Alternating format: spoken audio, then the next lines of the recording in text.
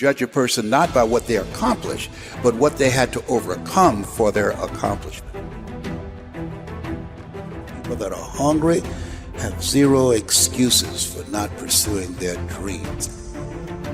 And they come back again and again and again. They operate like Willie Jolly, who said that a setback is a setup for a comeback. I've got a saying, if life knocks you down, try and land on your back, because if you can look up, you can get up. Get up. Get up. Get up. I'm training people to get into their greatness, to begin to develop the courage to pursue dreams beyond their comfort zones. Because in order to do something you've never done, you've got to become someone you've never been. When you're pursuing your greatness, you don't know what your limits are, so you act like you don't have any. There's never a shortage of opportunities. It's just a shortage of thinking. Because some things are taught and some things are caught. When I was in the 5th grade, they put me back from the 5th grade into the 4th grade. I failed again in the 8th grade. I have no college training. So being identified and labeled as DT, the dumb twin, it gave me a lot of things to overcome. And so there was no one to dispute what was said about me, and I bought it. Even if you are told a lie, faith comes by hearing and hearing and hearing. You hear it often enough, it becomes your reality. Perception, not challenge, becomes real for you. Someone's opinion of you does not have to become your reality. So if you can track failure, you can also track success. You have greatness in you. I don't know you, but here's what I know based upon my own experience. You have greatness in you, that you have the ability to do more than you could ever begin to imagine. You have greatness in you. There's a presence in each and every one of us that waits and listens to the voice of the genuine in yourself. It will be perhaps the only God you will ever have or hear. And if you cannot hear it, all of your life will be spent on the ends of strings that somebody else pulls. When you recognize your greatness, no one will ever pull your strings. You are different. You were created on purpose, with a purpose, to manifest that purpose through you.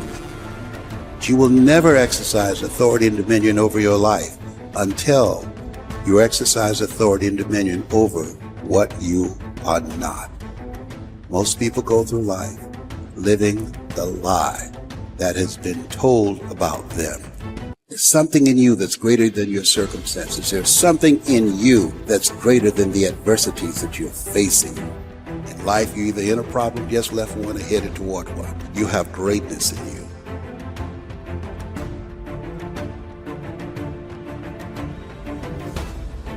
When you're pursuing your greatness, you live from a place of the willingness to live life courageously, to be willing to take chances, to become a risk taker, to make impact, to go beyond believing to knowing, to lean not unto your own understanding, to feel within yourself there's some cause, there's something that's bigger than me, but I'm never alone in facing this.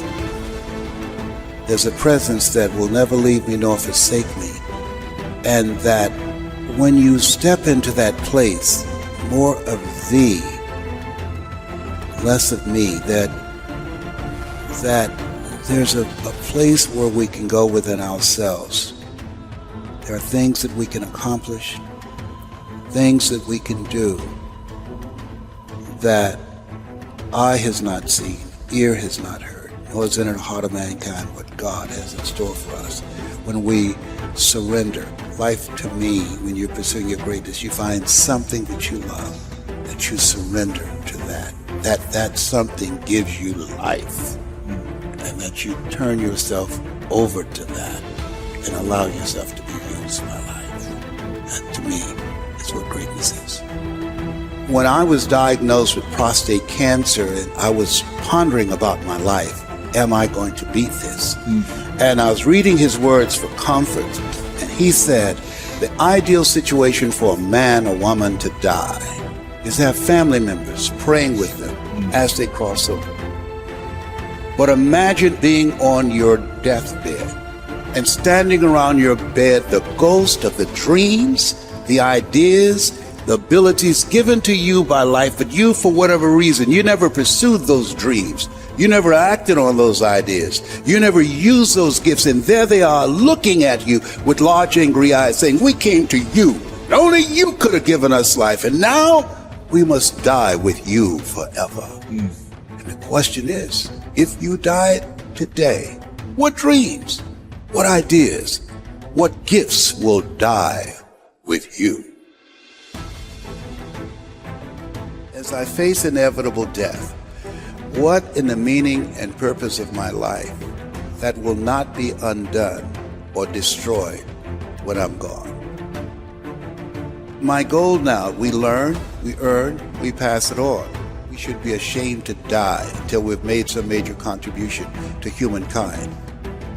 I think it's important that people find something that gives their life a sense of meaning and value that drives them, that becomes their magnificent obsession.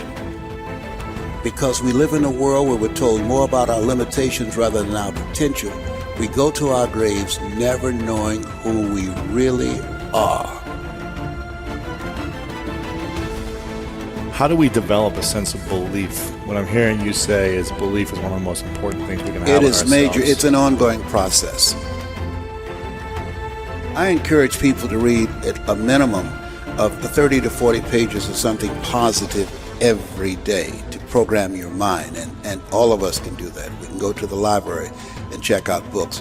When I think about Og Mandino, who wrote The Greatest Salesman in the World, he was on the verge of committing suicide. Went to the library, read the book Think and Grow Rich, and his life turned around. Your mindset, your diet, and positive relationships, giving yourself a healing, nurturing environment strengthens your immune system and allows you to stay here longer and do your great work. So you have to program yourself or your mind will be programmed. In order to do something you've never done, you've got to become someone you've never been. You've got to become a risk taker. This God said, if you're not willing to risk, you can't grow. And if you can't grow, you can't become your best. And if you can't become your best, you can't be happy. And if you can't be happy, then what else is there? When you find something that you love, you will study it. Something that you love that becomes not just confident, but you will become competent on that. I pour myself into it. I lose myself into it because it's not about me, it's about the audience. Ask for help, not because you're weak, but because you want to remain strong, and don't stop until you get it. I tell people, you're going to face tough times, but I affirm no matter how bad it is or how bad it gets, I'm going to make it. You don't get in life what you want, you get in life what you are. Develop your communication skills, because once you open your mouth, you tell the world who you are. So live a life of contribution. Decide that you are going to live your life in such a way, as Horace said, you should be ashamed to die until you made some major contribution to humankind. And I want to find other people who have that kind of magnificent obsession, who have that kind of conviction about their lives, who want to make that kind of mark on their lives. Can I, with the time that I have left, amplify and train and multiply voices of hope and create a better world? We'll have enough time to do that. And we all have an expiration date. So live your life from a place of love.